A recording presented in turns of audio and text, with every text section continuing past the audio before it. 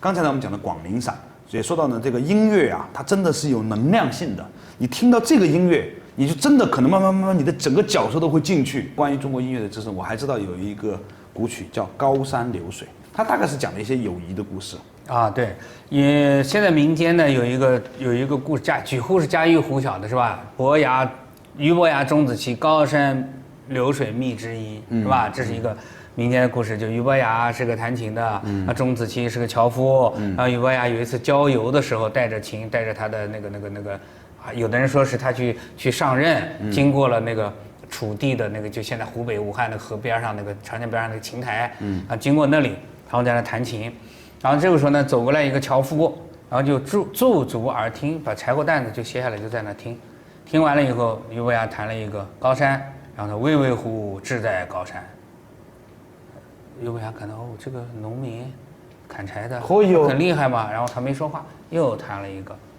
流水，然后钟子期说商商乎志在流水，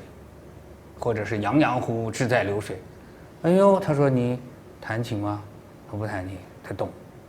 这样的两个人就结为知音，因为弹琴的人都希望自己的东西被对方明白嘛，是吧？那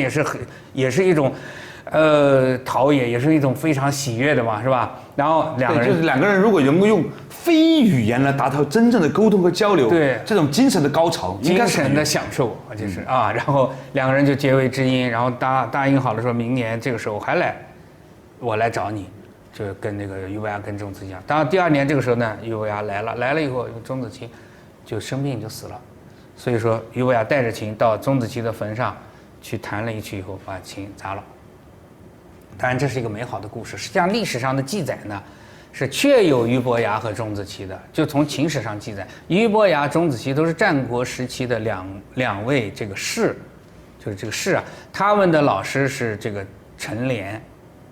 他的老师是陈连，他们都是陈连的学生，实际上是同窗好友。这个曲子，实际上高山和流水在战国时期就有了，然后到了唐以后呢，因为我们讲一个东西，就古琴音乐它有个现象，就最早被创作出来以后是这么样一个面貌，然后经过千百年来的这个琴家们不断的弹去演绎，去发展，是吧？然后到了唐的时候呢，这两个曲子就分开了，就高山是高山，流水是流水了。本来是一个，就是讲昆仑山高原，然后雪水融化，然后到了长江三峡，经过中游，经过各个发电站，经过各个发电站，经过各个发电站了。那时候没有发电站，所以很美。现在有发电站了，高峡处平湖了，变成湖了，是吧？然后，那么这个曲子一直流传到什么时候呢？流传到清末的时候，四川青城山有一个道长叫张孔山，孔子的孔，山峰的山，然后他老人家呢考察了整个长江的生态，然后他把这个流水这个曲子呢演化成现在的这个样，然后我们就讲川派的这个版本，然后就是早春，然后高原那个雪水融化了，那个滴滴的叮咚作响，然后流入小溪，然后很多小溪汇入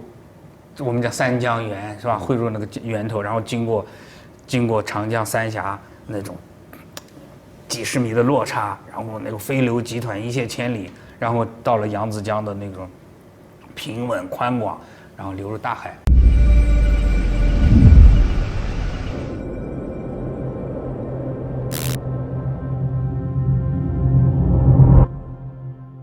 他讲的是长江的一个生命的状态。